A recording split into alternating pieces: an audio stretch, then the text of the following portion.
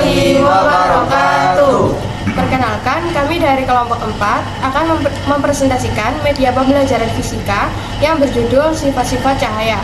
Sebelumnya, perkenalkan, nama saya Ari Desita Wulan Aziza. Saya Tias Ayu Kusuma Wardani.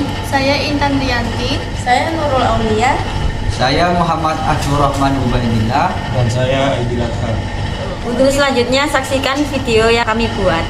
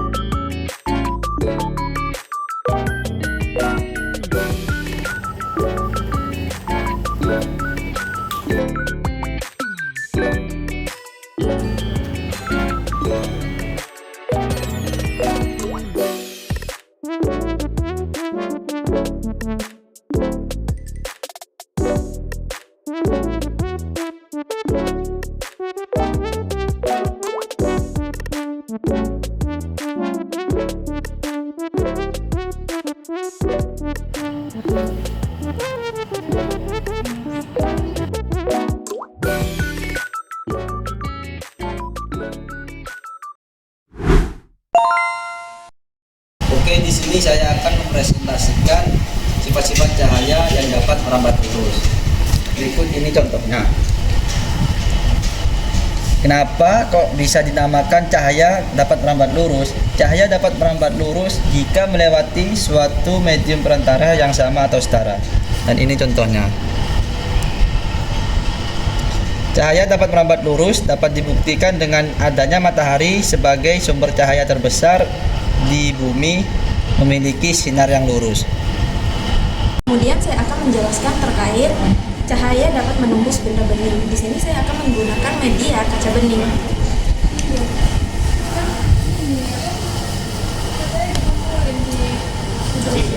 Kaca bening merupakan benda bening yang dapat ditembus oleh cahaya. Saat cahaya mengenai kaca, sebagian besar cahaya dapat melewatinya sehingga benda dapat terlihat. Kaca masih dapat terlihat dengan jelas, oleh karena itu kaca sering digunakan sebagai jendela agar cahaya matahari dapat masuk ke dalam ruangan.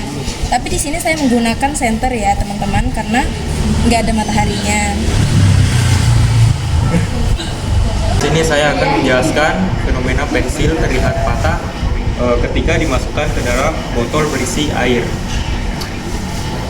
Nah, ketika fakta intinya itu ketika kita memasukkan pensil kepada botol berisi air, itu pensil akan terlihat bengkok atau patah. Bagian pensil di dalam air akan terlihat lebih besar. Alasan utamanya karena apa? Mengapa itu terjadi? Karena fenomena pembiasan cahaya atau refraksi. Cahaya merambat melalui dua medium berbeda, yaitu medium tersebut adalah udara dan air. Kedua medium memiliki kerapatan optik berbeda. Proses terjadinya itu bagaimana? Karena kerapatan air lebih besar daripada udara, cahaya melambat saat masuk ke air. Penurunan kecepatan ini membelokkan arah cahaya, jadi mata kita itu menangkap cahaya yang sudah berbelok. Selanjutnya, saya di sini akan menjelaskan mengenai cahaya dapat membentuk bayangan.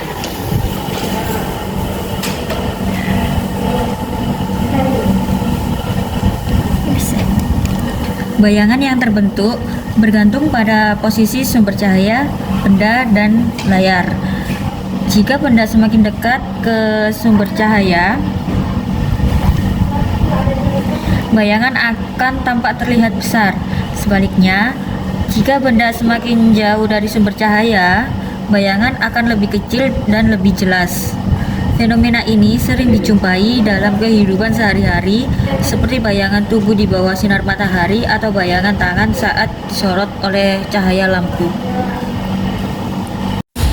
Oke, selanjutnya saya akan mempresentasikan percobaan yang kelima, yaitu cahaya dapat diuraikan.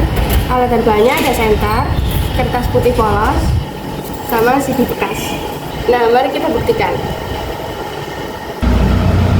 Nah, pas kita sorot ke DVD-nya, ini akan muncul peristiwa yang namanya penguraian cahaya atau bahasa kerennya disebut dispersi cahaya. Jadi, kesimpulannya, cahaya putih itu sebenarnya gabungan dari banyak warna dan kita bisa membuktikannya pakai benda-benda sederhana seperti DVD ini atau tetesan air hujan yang akan membentuk pelangi. Baik, selanjutnya saya akan menjelaskan terkait cahaya dapat dipantulkan. Medianya yaitu ada kaca cermin dan senter.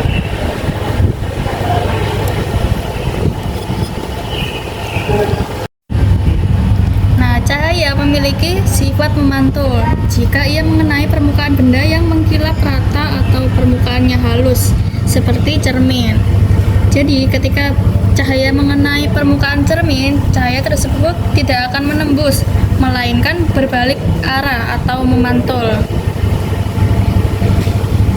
Nah, pemantulan cahaya terjadi karena adanya penghalang berupa benda mengkilap atau cermin ini yang mengembalikan arah atau memantul arah cahaya tersebut.